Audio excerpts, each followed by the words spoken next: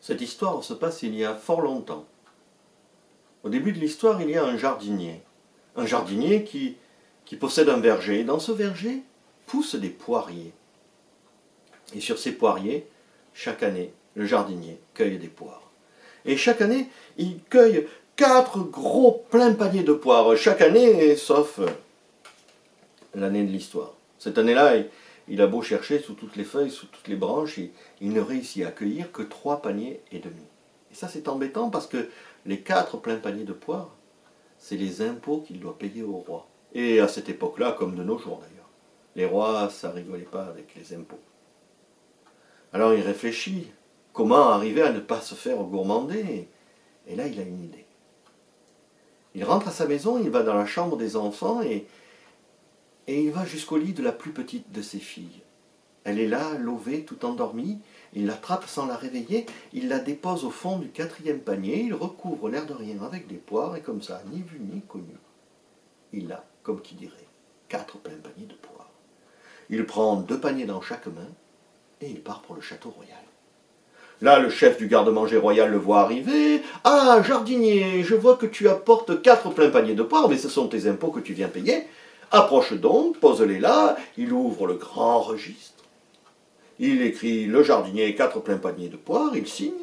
Il fait signer le jardinier fait une croix, il n'est jamais allé à l'école, il ne sait pas écrire.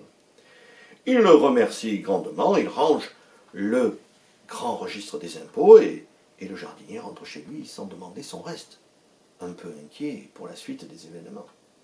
Le chef du garde-manger royal ne regarde pas plus loin, il prend les 2 premiers paniers, puis les 2 suivants, et il va les déposer dans le garde-manger royal, une pièce sombre et fraîche où l'on garde les légumes et les fruits. À cette époque, il n'y a pas de réfrigérateur. Il ferme la porte du garde-manger, une porte grillagée pour laisser passer l'air, et par sécurité, il émet même un cadenas, parce qu'il ne faudrait pas que quelqu'un ait envie d'aller grignoter les poires du roi. Et il part vaquer à ses occupations. Au bout d'un petit moment, la petite fille, endormie au fond du 4e panier, se réveille. Elle pousse les poires. Qu'est-ce que je fais là, moi? C'est quoi cette histoire? Je me suis endormi dans mon lit, voilà que je me réveille au milieu d'une pièce sombre, au fond d'un panier de poires. Mais comme elle n'est pas d'un naturel inquiet, elle se dit, si on m'y a mis, on viendra bien m'y chercher. En attendant, j'ai une petite faim, moi, qu'elle dit. Et tiens, si je goûtais ces poires, alors elle grignote la première poire un peu farineuse. Elle en grignote une deuxième un peu acide. La 3e, pas assez juteuse. La 4e, si, ça va. Et la 5e, bien sucrée, elle est bonne celle-là. Et ainsi de suite. Elle grignote un bon paquet de poires, et finalement, à force de grignoter, elle s'est rassasiée. Alors, un peu repue, elle se rendort au fond de son 4e panier. Le chef du garde-manger royal passant par là, jette machinalement un coup d'œil à travers la porte grillagée et s'aperçoit que les poires du roi ont été grignotées. Mais maintenant, mais c'est pas possible. Mais les poires du roi sont attaquées. Il doit y avoir un loir ou un rat qui est entré dans la garde-manger. Vite, vite, il faut sauver les poires du roi. Alors, il ouvre le cadenas, il ouvre la porte et là, il voit la petite fille au fond du 4e panier, tout endormie. Mais dis donc, mais qui t'es, toi? Réveille-toi. Alors elle se réveille. Mais comment tu t'appelles? Moi, je m'appelle Nicolette, qu'elle dit. Ah, Nicolette, c'est un joli prénom, mais ça me dit pas, qu'est-ce que tu fais là? C'est que moi, je sais pas, je me suis endormi dans mon lit, je me suis réveillé là. Et dis donc, c'est toi qui as grignoté les poires là? Ah oui, ça c'est moi j'aime bien les poires, et puis elles sont bonnes celles-là. Mais, tu sais que ce sont les poires du roi? Juste un peu... Ah, mais dis donc, les poires du roi, le roi, il va pas manger une poire grignotée, non? Et puis, c'est son fruit préféré, alors on va se faire gronder, nous. Et il va falloir en racheter d'autres, il faut que tu les rembourses. J'ai pas d'argent, moi, qu'elle dit. Eh bien, c'est pas grave, il dit, tu n'as qu'à travailler au château pour rembourser. Mais je ne sais rien faire, qu'elle dit. Et tant pis, tu apprendras, tiens, tu vas travailler aux cuisines. Ah oui, ça, la cuisine, des fois, j'en fais avec ma maman. Eh bien voilà, tu apprendras la cuisine. Et voilà comment Nicolette s'est retrouvée embauchée aux cuisines royales. Et elle a appris, elle a grandi, elle est même devenue une excellente cuisinière, elle est même devenue la meilleure cuisinière du château, la meilleure cuisinière du royaume. Même qu'un soir, le roi, la reine, le prince mangeant de concert, le prince à la fin du repas s'est exclamé « Oh, majesté ma mère, majesté mon père, je vous en prie, veuillez me donner l'autorisation d'aller féliciter notre chef cuisinier, parce que les mets que nous avons dégustés ce soir étaient succulents. » Le roi lui a répondu « Mais mon fils le prince, je suis très fier de toi, parce que nous avons les mêmes goûts, Et effectivement, moi aussi, je me suis régalé. Et tu pourras donc féliciter notre chef cuisinier et aussi le féliciter de notre part. Voilà que le prince est allé aux cuisines, a demandé à rencontrer le chef cuisinier, on lui a dit, ah mais il n'y a plus de chef cuisinier maintenant. Maintenant, nous avons une chef cuisinière. Et c'est comme ça que le prince a rencontré Nicolette. C'est pas ce qui s'est passé. À partir du jour où il a rencontré Nicolette, le prince, il s'est vachement intéressé à la cuisine. Quasiment tous les jours, il était aux cuisines. Et puis tout le temps en compagnie de Nicolette, à discuter recettes avec elle. On l'a même vu certains jours éplucher des légumes avec Nicolette, c'est vous dire. Même que les autres servantes du château ont été un peu jalouses. On dit, mais pour qui elle se prend, cette Nicolette? Oui, moi je suis l'ami du prince, oui, il fait la cuisine avec moi. Non mais oh. Il y en a même une qui a dit, c'était pas vrai, mais bon, mais Nicolette c'est une prétentieuse, vous savez pas, elle a prétendu qu'elle était capable d'aller chercher le trésor du sorcier Paturon dans son château là-bas au loin. C'est même pas vrai, hein. Mais vous savez comme c'est, hein. Les vérités c'est comme les mensonges, et les mensonges comme les vérités, hein. Ça se dit, ça se répète, ça se répand. Ça passe de bouche à oreille, d'oreille à bouche, ça finit par arriver dans les oreilles du roi. Le roi, il n'a pas été content. Ah, il a convoqué Nicolette. Dis donc, Nicolette, c'est quoi cette histoire? Tu es une prétentieuse, toi? Il paraît que tu as prétendu que tu étais capable d'aller chercher le trésor du sorcier Paturon dans son château, là-bas au loin. Oh non, mais c'est même pas... Oh, il n'y a pas de non, mais... Il n'y a pas de c'est même pas vrai. Si on me l'a dit, si on me l'a répété, c'est bien que tu as dû le dire. Il n'y a pas de fumée sans feu. Eh bien, puisque c'est ça, je te chasse de ce château, je te chasse de cette ville, et tu n'auras le droit d'y revenir que quand tu auras trouvé le trésor du fameux sorcier. Ben, Nicolette, alors elle a pris son petit baluchon, elle a pris son grand manteau, et elle a quitté le château, elle a quitté la ville, elle a mis le chemin sous ses pas, et elle a marché, marché, marché. À un moment donné, elle est arrivée près d'un pommier, elle a fait le tour, mais elle n'a rien trouvé, elle a continué. Elle a marché, marché, elle est arrivée près d'un prunier. Elle a fait le tour, mais elle n'a rien trouvé. Alors elle a continué, elle a marché, marché, elle est arrivée près d'un poirier. Et là, ben, elle n'a même pas eu le temps de faire le tour, parce que la nuit s'est mise à tomber et on entendait les loups qui hurlaient au loin. Alors elle a eu très peur. Vite, vite, elle est montée dans le poirier. Et épuisée, fatiguée, désespérée, elle s'est endormie à la fourche des grosses branches, là. Et s'est levée comme ça qu'au petit matin, quand le coq a chanté, que le soleil s'est levé, elle a entendu une petite voix qui lui parlait, et qui l'a réveillée, et qui lui disait « Mais dis donc, mais qui t'es, toi? Et pourquoi tu dors en haut de l'arbre? Descends donc me voir !» Elle a ouvert les yeux, elle a regardé, elle a vu au pied de l'arbre une petite grand-mère. Alors elle est descendue. « Bonjour, petite grand-mère. »« Eh bien, comment tu t'appelles ?» qu'elle lui a dit. « Ben, moi, je m'appelle Nicolette. »« Oh, Nicolette, c'est un joli prénom, et qu'est-ce que tu fais là? »« Oh, ben, moi c'est que moi, je m'étais endormi dans mon lit, puis je me suis réveillé au fond d'un panier de porc, et comme j'allais grignoter le porc, il a fallu que je rembourse parce que c'était les porcs du roi, et comme j'avais pas d'argent, ben, il a fallu que je travaille au château, et du coup j'ai travaillé aux cuisines, du coup je suis devenu une très très bonne cuisinière, et comme j'étais une très très bonne cuisinière, je suis devenu l'ami du prince, et comme j'étais l'ami du prince et les autres elles étaient jalouses, elles ont dit que j'avais prétendu que j'étais capable d'aller chercher le trésor de sorcier Paturon dans ce château là-bas au loin. C'était même pas vrai, mais le roi les a cru, il m'a chassé. Je ne le droit de revenir que quand j'aurai le trésor.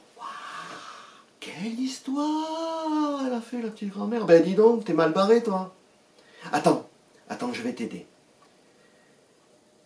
Pour ta quête, je vais te donner ces 3 gerbes de blé. Elle lui a donné 3 gerbes de blé. Ces 3 gros pains d'une livre et ce gros pot de beurre. Ça pourra t'aider dans ta quête. Allez, mets ça dans ton grand manteau, dans tes grandes poches. Alors Nicolette, elle a tout mis dans ses grandes poches. Et Nicolette, elle a grandement remercié la petite grand-mère. Et puis elle lui a dit, mais moi je ne sais pas où il est le château du sorcier Paturon. Je ne sais pas quel chemin il faut que je prenne. Et la petite grand-mère lui a dit, moi on m'a dit que le château du sorcier Paturon, il était tout au bout du chemin qui mène vers le nord. Tu n'as qu'à prendre le chemin du nord, c'est celui-là.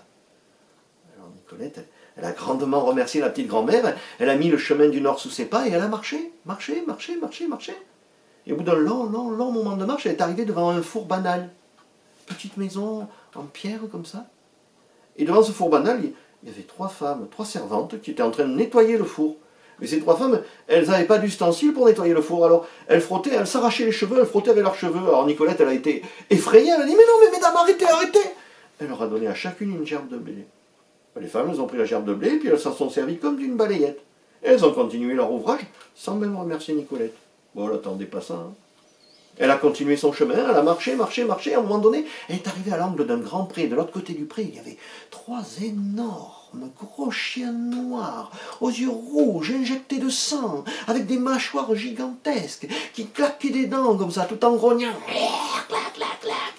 Oh, elle a eu très peur, il s'avançait vers elle, et puis là, Elle a pensé aux 3 gros pains qu'elle avait dans sa poche. Alors elle a pris les 3 gros pains, elle a lancé un gros pain à chaque chien, et les chiens se sont arrêtés, se sont mis à manger le pain. Elle est vite passée devant les chiens, elle a continué son chemin, et elle a marché. À un moment donné, elle est arrivée au bord d'une rivière, et là, sur cette rivière, il y avait un petit pont de pierre. Elle est montée sur le petit pont. Quand elle est arrivée au milieu du petit pont, qu'elle a regardé par-dessus la margelle, elle a vu que l'eau de la rivière n'était pas bleue, n'était pas verte. Elle était rouge comme le sang. Elle s'est dit, oula, j'arrive dans un drôle de pays. Et le chemin continuait de l'autre côté de la rivière. Elle l'a suivi, puis le chemin a pénétré dans une immense forêt. Et le chemin est devenu un sentier, et puis juste une trace, et elle a continué au milieu des arbres. Et là, elle a été arrêtée par un mur, un immense mur, fait de gros blocs de granit. Alors elle s'est dit, ça c'est pas le mur d'une maison, c'est le rempart d'un château. Elle a suivi le mur, elle a fini par arriver devant un portail, un immense portail en fer forgé, tout rouillé. Elle s'est approchée du portail, elle a attrapé la poignée, elle a tiré, mais elle l'a ouvert, mais de 2 cm, tellement il était rouillé, 2 cm, elle avait beau être mince, c'était pas assez pour rentrer. Elle a réfléchi, et là, elle a pris le pot de beurre, et avec le beurre, elle a graissé tous les gonds, les charnières du portail. Puis elle a posé le pot de beurre dans l'herbe, elle s'est essuyé les mains dans l'herbe verte, et quand elle est retournée au portail, avec un seul doigt, elle a appuyé sur la poignée, et elle est entrée dans la cour du château. C'était une tour toute ronde. Et au centre de cette cour, il y avait une tour toute ronde. Et dans cette tour toute ronde, il y avait une porte toute ronde. Alors elle a poussé la porte toute ronde, elle s'est retrouvée dans une immense pièce toute ronde. Et au centre de cette pièce toute ronde, il y avait une table toute ronde. Et au centre de cette table toute ronde, il y avait une petite boîte rectangulaire. Alors j'ai dit, ça va pas avec le reste. Elle a pris la boîte, elle l'a mise sous son bras, vite, elle est ressortie de la pièce, elle est ressortie de la tour, et quand elle a eu traversé la cour, elle s'est retrouvée face au portail fermé. Et là, la boîte s'est mise à parler. Portail, lourd portail, ne t'ouvre pas. Cette fille vole le trésor de notre maître, il faut la garder prisonnière ici. Quand il reviendra, il la punira. Le portail dit, mais non. Moi, cette fille, je la reconnais. Depuis des siècles, personne n'avait graissé ni mes gonds, ni mes charnières, et elle l'a fait. Alors moi, je la laisserai passer. Et le portail s'est ouvert. Alors Nicolette, elle n'a pas demandé son reste. Vite, elle est sortie, et bam, le portail s'est refermé. Mais elle s'en fichait. Elle était dehors. Elle a repris le chemin par lequel elle était arrivée. Elle a traversé la rivière par le petit pont. Elle est arrivée à l'angle du Grand Pré. Et là, il y avait les 3 gros chiens noirs aux yeux rouges, injectés de sang, assis sur leur derrière, qui grognaient en claquant des dents. Et la boîte qui s'est remise à parler. Gros chien qui grognait, saisissez-vous de cette fille, dévorez-la, elle vole le trésor de notre maître, il faut l'arrêter. Les 3 gros chiens ont regardé comme ça, on dit, mais non, cette fille, nous la reconnaissons. Depuis des semaines, personne ne nous avait rien donné à manger, et elle l'a fait. Alors nous la laisserons passer, et les 3 gros chiens sont couchés. Nicolette n'a pas demandé son reste, elle a continué son chemin. Elle est arrivée devant le four, et là, il y avait les 3 femmes, et la boîte s'est remise à parler. Elle était bavarde, celle-là. « Femme qui nettoyait le four, saisissez-vous de cette fille, jetez-la dans le four, brûlez-la !» Les femmes se sont retournées, on dit « Mais non. Cette fille, nous la reconnaissons. Depuis des jours, nous devions nettoyer le four, sans aucun ustensile, et cette fille nous a donné à chacun une gerbe de blé, à chacune une gerbe de blé. Alors nous la laisserons passer. » Et les 3 femmes se sont retournées, ont continué leur ouvrage. Nicolette, elle n'a pas demandé son reste, elle a continué sa route. Si vous avez bien écouté l'histoire depuis le début, Nicolette, elle avait beaucoup marché, elle était un petit peu fatiguée, alors elle a dit « Oh ben tiens, je vais me reposer 5 minutes, moi !» Et elle s'est assise dans l'herbe verte. Nicolette, elle avait plein de qualités, mais elle avait un petit défaut, elle était très curieuse. Alors, quand elle a posé la boîte sur ses genoux, elle s'est dit « Moi, j'aimerais bien savoir ce que c'est le trésor. » Alors, elle a tourné le loquet, elle a soulevé le couvercle, et là, malheur. Dans la boîte, il y avait une poule vivante avec ses 3 poussins, mais les 4 volailles, tout en or. Et les 4 bestioles, quand le couvercle a été ouvert, elles ont sauté de la boîte et disparu dans les hautes herbes. Oh non, c'est pas possible. Oh non, j'avais tout réussi. Oh non, j'avais passé le portail, j'avais passé le pont, j'avais passé les chiens, j'avais passé le four, et voilà qu'à cause de ma curiosité, j'ai tout perdu. Alors elle a rabattu le couvercle, tourné le loquet, elle a mis la boîte sous son bras, elle s'est mise à chercher dans les hautes herbes. Ah, si je pouvais trouver au moins la poule. Mais les herbes étaient trop hautes, elle ne voyait rien. À un moment donné, elle est arrivée près d'un pommier, elle a fait le tour, mais elle n'a rien trouvé. À un moment donné, un peu plus loin, elle est arrivée près d'un prunier, elle a fait le tour, elle n'a rien trouvé. Puis elle est arrivée près du poirier où elle avait dormi. Et là, devant le poirier, il y avait la petite grand-mère. Et la petite grand-mère, qui avait une baguette d'osier à la main, qui avait la baguette d'osier, tenait en respect la poule et les 3 poussins dorés. Ben alors, qu'elle a fait la petite grand-mère? Alors, Nicolette, tu es une curieuse, toi? Oui, elle a fait Nicolette. Bon, la petite grand-mère lui dit, tu sais, parfois les défauts, ça peut être des qualités aussi. Ne t'inquiète pas. Allez, apporte-moi la boîte, alors, Nicolette. Elle a apporté la boîte, elle a tourné le loquet, soulevé le couvercle, la petite grand-mère, elle a fait, allez, la volaille dorée, au bercail. Et la poule et les 3 poussins ont sauté dans la boîte. Vite, vite, Nicolette a rabattu le couvercle, tourné le loquet, elle a grandement remercié la petite grand-mère, elle est rentrée à la ville. Quand elle est arrivée en ville, elle a traversé toute la ville sans croiser personne. Alors elle est arrivée au château, et quand elle est arrivée au milieu de la cour du château, la première personne qu'elle a rencontrée, c'était le prince. Oh, qu'il a fait, oh, Nicolette, ah, tu es revenue, oh, que je suis content. Et dis donc, tu as le trésor. Oh, je suis fier d'être ton ami, dis donc. Ah, Nicolette a dit, bah, tu me fais plaisir de dire ça. Et Nicolette, on est les meilleurs amis du monde. Ben oui, c'est un peu d'ailleurs à cause de ça que j'ai été obligé d'aller chercher le trésor. Alors, si on est les meilleurs amis du monde, tu as confiance en moi? Ben oui, on est amis. Alors, promets-moi que tu vas faire ce que je te dis. Oui, puisqu'on est amis, j'ai confiance en moi, qu'est-ce qu'il faut que je fasse? Ben tu sais, quand tu vas apporter le trésor à mon père le roi, il va dire patati patata, comme ils disent tous les rois, puis il va dire Nicolette, je te félicite, et pour te remercier de ta bravoure, au nom de tout le royaume, en récompense de tes hauts faits, demande-moi ce que tu voudras et tu l'auras. Ils vont me demander ça, le roi. Eh oui, alors comme tu m'as promis que tu allais faire ce que je te disais, tu lui demanderas comme récompense le coffre à charbon qui est à la cave. Alors Nicolette a dit, ben d'accord. Et le prince, il est parti. Nicolette s'est dit, quand même, le coffre à charbon, quand même, qu'est-ce qu'il me fait demander, lui? Enfin bon, elle est rentrée dans le château lui-même, elle est allée jusqu'à la salle du trône, et là, quand elle est rentrée dans la salle du trône, assis sur son trône, il y avait le roi en grand habit d'apparat, et puis à ses côtés, il y avait la reine en grand habit d'apparat, et puis après, il y avait le premier ministre, et puis tous les ministres, jusqu'au dernier ministre, et puis après, il y avait tous les maréchaux, les sénéchaux, les généraux, enfin, il y avait toutes les villes du royaume, quoi. Et tous, quand ils ont vu rentrer Nicolette, ils ont dit, oh, Nicolette, oh, elle a le trésor, oh là là, elle a le trésor, elle a le trésor, elle a le trésor. Taisez-vous, a dit le roi. Avance, Nicolette. Alors Nicolette s'est avancée jusqu'au trône du roi, a fait une grande révérence, et il lui a tendu la boîte. Le roi a pris la boîte, il a dit, je te remercie, Nicolette, de me remettre au nom du royaume ce trésor, et pour te féliciter et te récompenser de tes hauts faits, en récompense, demande-moi ce que tu voudras et tu l'auras, parole de roi. Parce qu'à l'époque, les rois n'avaient qu'une parole. Ça a bien changé, mais bon, c'était comme ça. Alors Nicolette, elle a dit alors, Nicolette, il lui a dit le roi, qu'est-ce que tu veux comme récompense? Alors Nicolette a dit, en récompense, alors, moi je voudrais le coffre à charbon qui est à la cave. Alors là, tout le monde a éclaté de rire dans la salle du trésor. Mais c'est quoi cette fille? Mais elle est assez courageuse et intelligente pour aller chercher un trésor et trop bête pour demander une récompense. Mais elle est débile, elle aurait pu demander un château, un carrosse, une Ferrari. Elle avait ce qu'elle voulait. Oh, taisez-vous, a dit le roi. Si Nicolette veut en récompense le coffre à charbon qui est dans la cave, Nicolette a le droit de l'avoir. Serviteur, allez chercher le coffre à charbon. Les serviteurs sont allés à la cave, sont revenus de la cave avec une grosse caisse en bois toute noire de poussière de charbon.